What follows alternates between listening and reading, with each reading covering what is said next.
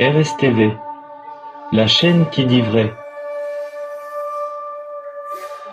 Abonnez-vous massivement et restez branchés sur nos antennes. Notre devoir est de vous informer. Ok, encore une fois, na pesi bino mbote partout à travers le monde, bino ba oyo bozalaka d'habitude ya kolanda biso na chaîne na biso ya RSTV. Je crois bien toyaka no pa mpona kosala aventure, mais soki tobimaka chaque fois ndenge nalobaka comme toujours eza mpona koluka kosunga peuple de Dieu.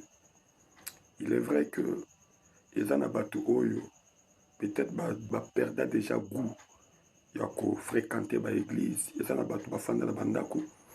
Surtout dans le message à Frère Branham, il y a des gens qui ont refusé catégoriquement qui ne jamais s'adhérer dans une église. Et pour un pasteur moko, oyo azala reconnu comme pasteur naïe. Beaucoup de nos frères, ont déjà option, il y a Kolandaka Bond, il y a Frère Branham. Et vous allez vous rendre compte que ce côté dans la voix de Dieu est dans la salle. Oyo majorité à batu oba boya l'église, bakendaka kuna bayoka Frère Branham. Et bazo considérer Frère Branham lokola pasteur na bango. Eza ba dim na bango, ba offrande na bango, ba makambo na bango yon surtout ba tiaka yango na compte ya William Branham na fondation na ye ndenge toyebi parce que la voix de Dieu eza fondation oyo euti na souche ya création oyo Frère Branham asalaka du vivant na ye, fondation William Marion Branham. Alors, des gens comme ça qui refusent catégoriquement que ça la choix à l'église, que pour un pasteur, bah, zala comme bah brebis l'église en gros, pasteur en moi zala reconnu pasteur naïe. Tout condamne à kabango parfois, mais tant que tout le monde a makambo ezo salema na monde un message, ça nous pousse parfois à conduire ma position ya ba frère oyo, parce que la réalité où ils ont un monde un message lolenge ba division de salema ba cause au pouvoir leadership ba gestion où ils ont créé ba désordre. Moi je pense que ma kamboana nyon surtout ils a base il y a ba réalité où ils ont ça là que et belé à batu ba décourager ko sambela, mais biso toza te pona ko encourager batu ba boya ko sambela pour batika ko s'appartenir à une église quelconque. Non, et ça vraiment idéalité pour un chrétien. Parce que frère dit, même ceux qui aux en église où ils ont toute la parole, mais qui dans les fils qui ont ils ont moitié la parole, où qu'on se retrouve toujours. Donc un chrétien ne peut pas rester à la maison. Koyoka bande des amabétés, parce que c'est aussi une partie à ministère, il y a Frère Branham, ministère de bande. Tout ça pour encourager Ango, même biso na l'église na biso to kaba bande, na banda ko to kaba bande. Mais cause la peine à pasteur oyo, aza pasteur berger na yo, oyo aza sentinelle na yo, je crois que c'est aussi une partie de la parole et on doit prendre le tout pour totambola malamu na christianisme. Je crois bien que tout le monde biso surtout kalate awa to lobelaki sorti ya pasteur Ndembo Paul na Barout Tabernacle et a expliqué qu'il na ba lettre na ye o toyebi ndenge pe bozomona que il y a ba point oyo poussé à quitter. Parmi les points oyo moi quant à moi na moni que et ça qui est vraiment dégoût il y a quitter Barout Tabernacle. Et ça, surtout, manque de confiance. Parce que je ne crois pas que dans une église politique qui a conduit l'église, n'engue pasteur azo kamba obligatoirement, il faut ba collaborateur naïe, ba imposer une façon de conduire l'église. Moi, je pense que c'est non. Parce que chaque pasteur, na leadership, a poussé, inspiré dans Saint-Esprit pour kamba église, na ndenge, et je crois bien que pasteur Carlos n'aura pas du tout tort, il y a qu'à conduire l'église selon l'inspiration aux Zamba Pesaye et les collaborateurs sont obligés ya kosadere na conduite wana, à moins qu'ils aient la parole. Parce que pour soutenir, il faut que la parole. Ce qui n'est pas parole, on ne peut pas soutenir ça. Mais, naba rubrique, il y a des marches, il y a Pasteur Ndembopol, où il sali qui a quitté. Moi, je pense que, où il a vraiment, ponanga, on a moni et découragé qui est beaucoup plus, Ezali manque de confiance. Parce que, il a dit ça ouvertement dans la déclaration na lettre que, n'est-ce pas, ça 6 mois, bah, accorda cher seulement 3 fois. Oui, pour un prédicateur, Oyo Azana ministère, bon, normalement, c'est à quoi qu'on s'est piloté, naturellement. RSTV, la chaîne qui dit vrai. Parce que quand on a le ministère, c'est comme le boule du feu. Ils ont moto, ils ont katia moto. Et à chaque fois, un prédicateur attend un message, azotanga la Bible, ba inspiration yaka. Et puis, ils ont dit moi si tango amemi zemi. Zemo yoana tango ekoti et que ekokisi déjà 8 mois et demi, 9 mois, il faut abota. Et ministère et pièce en dengwana. Tango un prédicateur atangi vraiment aza atondi déjà dans la citation frère Branham, pe inspiration zoya, il faut dégager on peut à la libre. Et puis ce qui place à dégager en ezate et ça la calcul et créer la tension nerveuse. C'est ce qui est arrivé avec notre bien-aimé le pasteur Paul, parce qu'il a déclaré Bazopé sa cherté, n'est-ce pas, il y a 6 mois, rien que 3 fois. Donc, bon, la place Nayépé, on peut dire qu'il a raison de dire ça, mais de l'autre côté, tu vois que côté, il y en a une église, et ça, molimo mosantu ndenge atindaka pasteur apona motei nani oyo akokoteya selon demande ya église par rapport à ndenge molimo mosantu azomona nde tolobelaki yango na émission précédente. Et moi je pense que quand on est prédicateur, s'il y a du fait oyo qui monte à côté, même si une église locale na yo place Rosalie espace exact, tu peux demander à ton pasteur. Ok, même une église Moussoko côté. Et pourquoi ne pas sortir dans la rue prêcher? Moi, je me demande pourquoi les prédicateurs d'aujourd'hui. Parce que tu as trop batominene, tu as vraiment batominene, côté Ananzela. Donc, on voit ça vraiment trop bas. Mais Branham, en tant que prophète, il prêchait dans la rue. Moi, je me rappelle une fois, frère Branham, avant de côté, il y a un coin Mokoboué, il y a un venu. Et puis, moi, si mon cas le cas, à mon frère Branham Azoté, à prononcer quelque chose, et Zongela qui est mon quoi, il va dire que non, même ma vache que j'aime beaucoup là, ne peut pas venir écouter cet homme. Donc, parole wana, nous avons fait là qui n'a moté, tu as une histoire, nous avons tout un message, nous avons frappé qui m'a wana, pe akufaki. Donc, c'est pour dire que si dans l'église, il n'y a pas d'espace, allez prêcher dans la rue. Rassembler les gens, tu peux demander à ton pasteur que non, vraiment, na moni nazo kende na mikondo, na sala moi, ni mokoto rassembler batototeya. Est-ce qu'il y a moins à l'upambolité?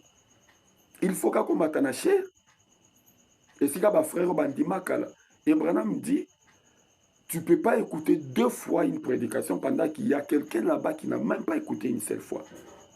Pourquoi topé ça paye un avantage na batu o baza na balabala o bayebi no message à frère Branham te. Tout est à bango. Il faudra tout est à o bayebi message et puis ça crée des problèmes, c'est ce qui crée des divisions aujourd'hui. Parce que mutuyo salingi a te ya kaka na kati église wana pour baye. Ce qui n'est pas du tout bon. Bon, et ça juste parenthèse qu'on a fungola qui, mais rentrons dans notre sujet. Problème dans Ngezaboui. Nazo tuna question moko de manière analytique, to analyser en biso na bino. Nebi ke bulanda biso na chaîne oyo. Est-ce que oyo pasteur Paul Ndebo azo sala eza campagne d'évangélisation? Ça c'est une question. Ou eza juste quelque chose moko oyo azo sala justement pour na ko flatter public? Est-ce qu'il y a flatterie, il y a public, pour dire qu'il a commencé par une évangélisation? To, il a réellement le frère Azo Kende côté ya bato libanda, azwa ba nouveau converti oyo akobaptiser bango selon ndenge Bible ezoloba na Marc 16 qui allait par tout le monde prêcher la bonne nouvelle à toute la création. Ba oyo bakondima bakobatisama mpe bakobika ndenge na Matthieu 28 Yesu azotinda bayekoli bokende koteya sango malamu bipai mobimba na mokili ba oyo bakondima bobatisa bango na kombo ya tata mwana molimo santo. Excusez-moi, je me demande exactement, est-ce que na monde ya message tosalaka évangélisation? Eza mutuna oyo nazotuna, peut-être yo ndoza na réponse. Parce que pour moi, je trouve ça que mingi eza ba mascara. Mingi eza ba mascara. C'est pourquoi l'émission oyo nauti kosala ndenge ba jeune bakomi ko se plaindre. Bana oyo biso toboti biso ba parents na kati ya message. Bakomi ko se plaindre. Bana bazomona makambo biso ba parents na kati ya message tosala. Ezo déranger bango. RSTV, la chaîne qui dit vrai. Pe nauti kosala l'émission dernièrement. Na une jeune sœur oyo aza komituna. Finalement, biso to bima to tika bino parce que tondima te to botama nde na kati. To kuti bino ba parents na biso boza déjà na kati ya message biso pe to koti na message kaka na influence na bino baboti. Et ce qui est vrai, lelo oyo biso ba parents oyo toza na kati ya message to oblige akaba na biso ke bakende ailleurs te bazala toujours na kati ya message, ce qui tout à fait c'est la parole, c'est pas aussi mauvais, mais eza te ke to imposer batuta. Parce que les enfants aussi ont droit de faire leur choix. Mais parce que nous sommes convaincus que ce que nous avons écrit est la vérité, voilà pourquoi tout impose à Kabango Bakota Nakati. Mais Makambo Otozomona, pe Makambo Obana Bakomi Komona, et Komiko décourager Bango. Certains pasteurs ont quitté le message. Dengue histoire, il y a pasteur Yves Kalombo, et bien surtout, a déclaré ouvertement que Branham Aza Moussakoli, on Zambalinga Gatindate. Bon, peut-être il y a eu Moussakoli, Topezayemo comme Moussakoli, on ne sait jamais. Mais c'est avec le message que le frère a évolué jusqu'à ce qu'il a commis un niveau à Zanangolelo, au Mukile. Comment Kokata Kaketap Oyo au Fandela qui pendant tous ces temps? C'est vraiment bizarre. Mais je me demande, est-ce que Oyo na message au Salaki a réellement campagne? Parce que comme on a frère Moko, Azak une église, et puis après, Bayokani na pasteur te Abimi. Et puis tant Abimi, Ake Ote, Ake Azosa la campagne. L'air a commencé la campagne. Après campagne, tu as retrouvé que l'air a bandé l'église. Il commence l'église, justement, quand Kanaba frère, oh, il va bimi l'église place au Yaboutaki. Est-ce que réellement, ça qui campagne? Tout juste mascara pour pour commencer une église, il faut commencer par la parole, il faut commencer par une évangélisation. Or, évangélisation réelle, c'est aller vers le panier. Maintenant, tant que yo pasteur au bandisi église, parce que yo kanite na pasteur moko place aux alaki, et tu partis, tu commences œuvre par une évangélisation. Mais l'air to comment na yo au bandisi œuvre wana, oui, au sali campagne, tout le monde y affiche, partout tu affiche ton dimi. Maintenant campagne au yo sali, bato ba kozala tout autour na yo wana kozabanani. Question na nazotu. Est-ce que Kozala réellement kakabapanye ou yo convaincre déjà? To parmi bango et Kozala pe na batu o ba wuti na église et pas o yo bimaki. Et puis leur église wane ko banda. Ba pilier o ba Kozala kati wana. Est-ce que ba Kozala réellement batu o ba wuti li banda? To et Kozala déjà de frères dont les messages et surtout l'église o yo bimaki. Voilà un peu ba analyse autour de ça. Et mettez vos commentaires pour nous dire est-ce qu'ils ont réellement campagne ou yoto salaka na message quand un pasteur commence une église pendant qu'il y a une église mort quelconque et puis il y a une église est-ce qu'ils ont réellement campagne tout ils ont un mascara parce qu'en réalité moi j'ai dit depuis que le message a commencé ici à Kinshasa et au Congo en général.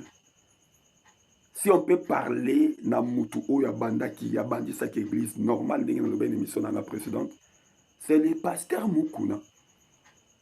Après Mukuna, nyonso auto zanango c'est à refaire. Parce que avec Mukuna, bande kwazala kinaye, l'air va découvrir que ba gestion quand ndenge toza ko accuser lelo. Bimi Bakei. Et ces frères-là, quand ils sont sortis, c'était une division. Et après, plus tard, c'est le pasteur Mbombo qui prend cette église-là, il devient pasteur, a conduit en haut. Et quand Barou, tu prends après le pasteur Mbombo par un vote, qui est reconnu officiellement. Et le pasteur dit Yoka Bimi. Frère Bimi Balandi, division. Campagne et Tikala non kosa les batailles. Parce que quand on parle d'une campagne d'évangélisation, il faut tout le monde yo, ok, quelque part, au solliciter ba panier.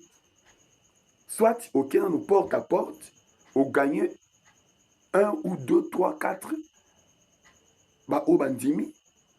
Et puis, bato wana tango yo ki bandimi yo, au bango, au komi ko travailler na bango, pe organiser campagne pour bato soyez belé. Et puis, la personne oyo zwa ki déjà wana bango ne ba ko accompagner yo. Il y a des campagnes. RSTV, la chaîne qui dit vrai. Soit, campagne, il y a bien, il y a procédure, il y a normal. Il y a mon aloba qui est une émission où on a ma gêne que tu condamnes l'église catholique, dernier moussa bengi angweza ceux qui connaissent une salle d'attente, il y a enfer, je ne sais pas moi. Mais oui, tu peux qualifier catholique na ba niveau surtout. Mais au moins l'église catholique, il y a une procédure où il y a bien, seulement que matière des qui bien. Mais la procédure est qui n'a bien. Parce que l'église catholique, ce qui a coûté le chef coutumier, et puis a proposé Bangolo Kwaye Nango, Bandimi, a Bandi Kosolana Batuti, église et Bandi. Et puis tant l'église est Banda, et Fungwami paroisse, il y a monene, ce qui besoin exact quelque part, où est Sengeli, va fungola deuxième antenne. Église catholique a causé moko, il y a un serviteur naïe. À soutenir sali loko wana pe bazue tie kuna. C'est comme ça que Branham a zonoba. Normalement il fallait saler ma bongo. Net le pasteur Ndebo Paul. Ce qui peut-être qu'à mon avis bon peut-être bon azoko ka vraiment climat wana il pouvait demander à frère Carlos que non parce que Carlos moi je trouve que na lingina salapé moi et loko quelque part soutenir ngai. Et puis, pasteur Carlos, ce qui paye des paroles, à quoi, zoa, église naïe, abi bon, ndeko, alinga fungoli Samuel Okomoko quelque part, ils ont un cadre, il y a œuvre missionnaire, tout soutenir, pe baké, ba accompagner, à fungoli. On m'a dit, majorité, ba prédicateur, pe ba boya kango. Pourquoi? Parce que ba pasteur, ce qui est, au bengi, a kendeko sungayo, pe bongo, a commis chef na yo. Au lieu, Christ ndaza la chef na yo ya kokoma chef na yo akomi ko imposer yo pe église wana communauté église na ye donc ozana moya kolobate c'est comme ça pe ki bazobanga pe biso ba pasteur parce que to kende ngambo to zonga pe ngambo soki tozala ki kaka un peu sympa et que tozo ça il a pe ba procédure ka ya parole ma bepe ko kozala te mais l'église ezo fungwama normalement mais campagne d'évangélisation ça les normalement na kosa neti na komi na limité l'église na nga munene et puis tobite to kende na badara par exemple to fungoli centaine kuna je prends un prédicateur dans mon église pe to kumba ni église mobimba to ke campagne d'évangélisation et les frères vont être là accompagnés et kosala ke motiver ba panier pe ba ya et ba panier o ba kozala gagner nde ba panier wana ba kotika la po église banda c'est comme ça que ça devait être. Maintenant que les frères partent, nous, topesier bonne chance pour elangeza munene, basali bazamuke. Mais ndenge okei, pasteur Paul, toboïté, parce que ça n'a pas marché et okei. Maintenant, place au yokei. Est-ce que tu es sûr que tu n'as pas amené avec toi les frères de Barouti Tabernacle?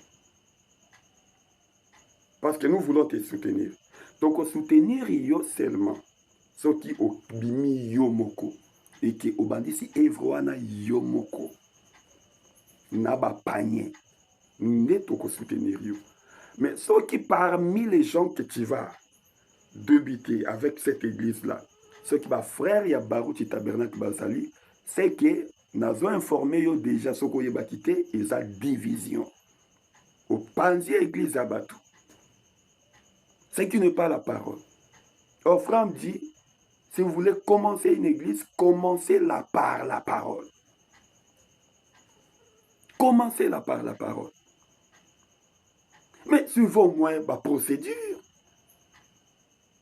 Et puis, c'est un collaborateur comme quoi.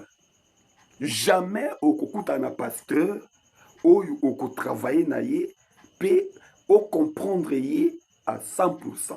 Non. Parce qu'à Zamutu, à Zapena ba façon na ye, ya kozala. Peut-être que façon ya koloba, et qu'on pose ba façon moko o y dérange à kapeyo. Ils ont correspondre pensate na ndenge yo lingaka. Mais eloko ya liboso eza nde confiance. Si seulement on peut avoir confiance, je crois que Bamakambo tozomono ekozala te. Mais nazope sa conseil nanga pour terminer. D'abord conseil nanga est que tout droit et pas na pasteur Carlos.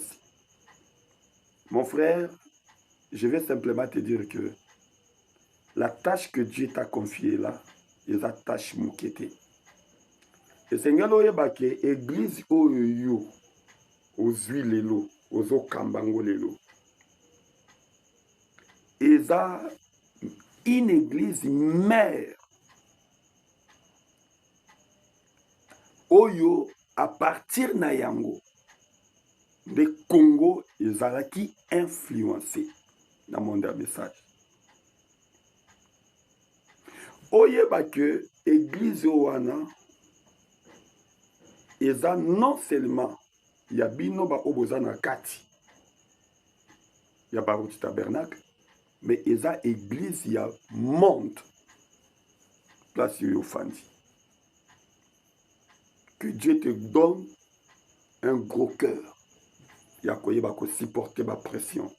J'ai aimé la façon dont tu as déclaré, après avoir reçu la lettre, phrase Yohanolobi, il est notre frère, que Dieu te bénisse pour ça. Mais ezala liloba bimaka na monokote pour na kosepeli sa opinion publique, mais euta vraiment na motema na yo. Parce que malobo wana eza exactement liloba oyo Branham maloba pour na Junior Jackson. L'air ba frère na Branham Tabernacle, tango Junior Jackson a bimi ake kosala œuvre quelque part, bazo benga ye oiseau mort. Branham a dit non, il est notre frère. Soutenons-le. Que Dieu te bénisse pour cette phrase-là.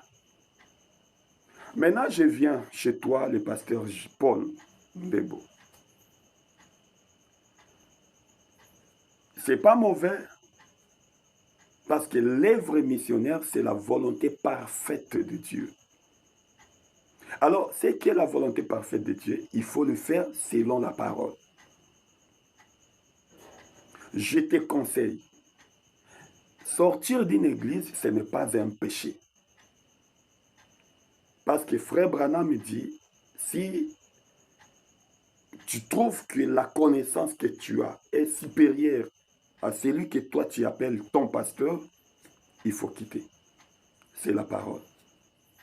Et dans la déclaration de la réunion surtout, Oyo Komi, ce qui est un vrai makambo wana réel Oyo Kutana Kinango, qui est influencé dans makambo souté. Nous te soutenons dans Dengue Obimi. Parce que nous supposons que connaissance na yo est supérieure qu'au cas il y a pasteur Carlos. Voilà pourquoi tu es sorti. Mais les conseils que moi je te donne, au commis lettre Yakobima, totangi na kati ya lettre tomoni deuxième noté. Kombo oyo eza supposé kozala na manchette ya lettre na yo eza kaka ya Pasteur Carlos esili. Mais na lettre no ya kobima tomoni Kingani Songolo Pakala oyo ba accompagner yo pour beaucoup ma lettre. C'est pas une lettre écrite par deux frères mécontents, non. Mais c'est une lettre que toi-même tu as écrite pour ta sortie. Frère, ces jours-là, les jours de la campagne, nous y serons. À moins que tous allons empêcher autrement. Sinon, Tokoya. Mais Tokoya, parce que tous autres qui soutenir, yo, pe oyebake liso likona liso. Et zalate que, même si les frères de Baruch Tabernacle venaient, et qu'on a pu pécher, et Zakaneti va accomplir déclaration à frère Branham que allons les soutenir. Là, ça ne sera pas un problème. Mais lorsque tu vas commencer, que ton moni, pasteur Paul, a vu adresse moko, puis il a sali programme et prière, programme et culte. Batu oyo yo kozala na bango na kati. Soki kozala ba frère, il y a Baruch Tabernacle. Il fait zala ba frère oyo, pasteur Carlos, a tindi bango pour ba soutenir yo pour un temps. Parce que c'est la parole, soki akosala ngobongo. Mais si ces frères-là, et kozala ba frère oyo, bango pe bazala ki mécontent. Nde ba ilandi yo, pour ba accompagner yo na mécontentement na yo, ça ne sera pas la parole. Moi, le conseil que je vais te donner, s'il y aura de tels frères, dites-leur de rentrer dans leur église, chez leur pasteur. À moins que, bango peba, comme la pasteur Carlos, qui est Tobimi, parce que tout le monde, et loco Paul, pasteur Paul a le vrai, biso tout le monde que, ceux qui pasteur à Kokamba biso à cause des aïe, nde Tobimi, to sali un autre choix. Et puis, yé na cadre wana et cause à la parole. Toza awa pona ko conseiller. Je crois bien que on est là, la voix des sans voix. RSTV et la chaîne Oyo. To salaki yango non pas pona ko créer ba polémique, mais pour esunga batu. Tozo tanga ba commentaire na bino, ezana ba frère bazo koma bien. Bosala rende ba analyse, mais bo fingate. Bosala ka ba analyse, bo fingate, mes frères. Analyse na yo et sunga mutu oyo kotanga yo na commentaire. Mais quand vous faites des analyses, oyo, ozo finga présentateur et émission, ozo finga soit adversaire, oyo hasard parmi sujet à émission, moi je pense que ce n'est pas correct. Ça ne sera pas aussi la parole. Et que Dieu vous bénisse partout à travers le monde. Qu'il bénisse surtout mes abonnés. Et vous qui me suivez pour la première fois, je pense que vous s'abonner, vous aimer vidéo, vous partager, vous tirer un commentaire nabino. Je crois que yangonde kosala ke mosala oyo pambola batu et kende liboso. Merci beaucoup. Que Dieu vous bénisse. Ciao.